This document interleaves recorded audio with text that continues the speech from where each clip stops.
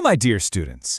I know your exams are just around the corner, and you're all studying so hard. So today, let's make things a little easier. We're going to dive into one really interesting chapter, A Truly Beautiful Mind, the amazing story of Albert Einstein. Come on, let's nail this one together. Don't worry, I've broken the whole chapter down into 5 simple parts for you. We'll start with his childhood, which was pretty unusual. Then we'll see how he was a bit of a rebel in school. After that, we'll get into his miracle year of big ideas, touch on his fame and personal life, and finally, we'll understand why he's known as a scientist for peace. Ready? Let's begin. You know, every great story has to start somewhere, right? And Einstein's story begins with a little boy who, well, nobody really thought was all that special. Actually, most people just thought he was a little bit strange. Yeah, from the very beginning, Albert was different. His parents thought his head was a bit too large, and he didn't even start talking until he was 2.5 years old. And when he finally did speak, he would say everything twice. While all the other kids were playing games, he was just fascinated by mechanical toys. So you can see why his parents were a little worried. It's actually quite shocking to hear, but his own mother thought he was a freak because he was just so different from other children. Can you believe it?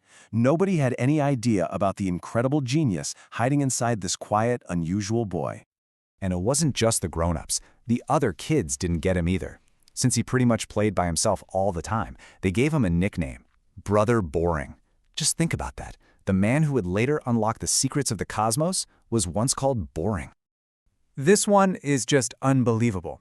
One of his headmasters actually told his father that it didn't matter what career Albert chose because, and I quote, he'll never make a success at anything.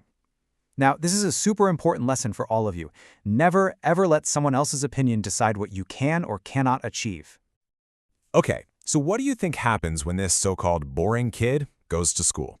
Well, as you can probably guess, his super curious mind didn't exactly fit in with all the strict rules. He was a bit of a rebel, always looking for a place where his way of thinking would finally be understood. Look at this. You can see the massive difference here. In his school in Munich, he absolutely hated this strict discipline and order. The chapter calls it regimentation. He was always arguing with his teachers and felt so trapped that he actually left the school when he was just 15. But thankfully, in Switzerland, things were completely different.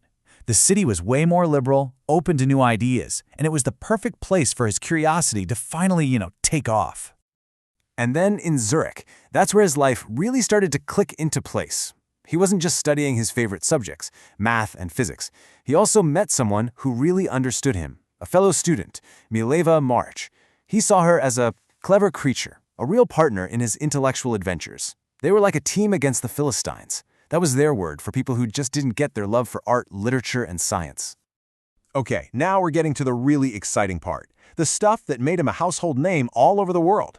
You might think his brilliant, world-changing ideas came from some fancy university lab, right? But the truth is way more interesting. He was just working a normal desk job, and in secret, he was completely changing the world of physics. So after he graduated, Einstein couldn't find a teaching job right away. So what did he do?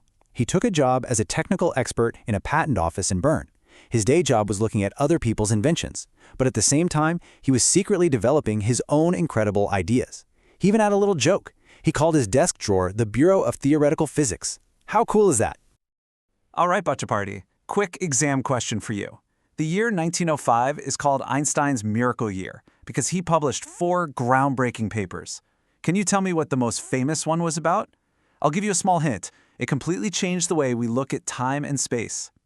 Did you get it? The answer is the special theory of relativity. I mean, this was a totally mind-blowing idea.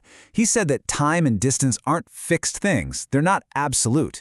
They can actually change based on how fast you're moving. And this incredible theory led to the most famous formula in the entire world. E equals mc squared. Come on, you've seen this everywhere, right? On t-shirts and movies, everywhere. It's just iconic. And this one little formula holds a huge secret about how the universe works, the connection between mass and energy. Now don't get scared by the letters. It's actually very simple. E just stands for energy. M stands for mass. That's the stuff everything is made of. And C stands for the speed of light, which is like the fastest thing ever. That's all it is. An equation that shows how energy and mass are 2 sides of the same coin. You know, Einstein had a really funny way of explaining this complicated idea. He said, think about it like this. When you're sitting with someone you really like for 2 hours, it feels like 2 minutes. But if you sit on a hot stove for just 2 minutes, it feels like 2 hours. That's relativity. It's such a simple, perfect way to explain something so profound. So, as you can imagine, Einstein's theories made him a total scientific superstar. The whole world knew his name. But, while his public fame was soaring to the sky, his personal life was getting really complicated. Just look at this timeline. It shows a period of some incredible highs and really sad lows. In 1915, he publishes his next big thing, the general theory of relativity. Then, boom, in 1919, a solar eclipse proves he was right and he becomes world famous literally overnight.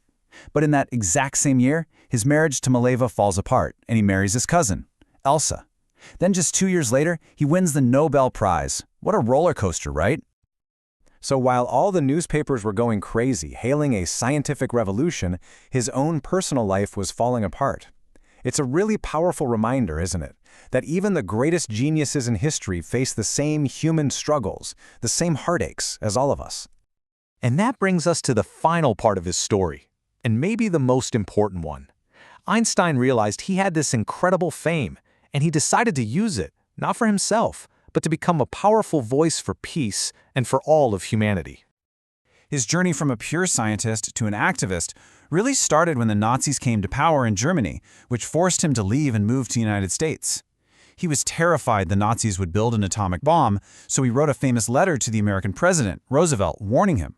But when America built the bomb and used it on Hiroshima and Nagasaki, Einstein was just devastated. He was deeply shaken by the destruction his own scientific discovery had helped create. From that day on, he spent the rest of his life fighting for peace. And this is why, when he passed away, people didn't just remember him as a scientific genius. He was honored as a world citizen, a visionary who used his voice to fight for a better, safer future for every single person on this planet. He really did belong to the whole world. So, this brings us all the way back to the title of our chapter. After hearing his whole story, what do you think it means to have a mind that is truly beautiful? Is it just about being smart enough to solve difficult physics problems? You see, a truly beautiful mind, as we learn from the life of Albert Einstein, is about so much more than just being brilliant. It's a mind that is full of curiosity. It has the courage to question everything, and, most importantly, it has a deep commitment to making the world a more peaceful and better place for everyone. And that's the real lesson here. I really hope this helped you understand the chapter better. Study well, and all the very best for your exams. I know you will all do brilliantly.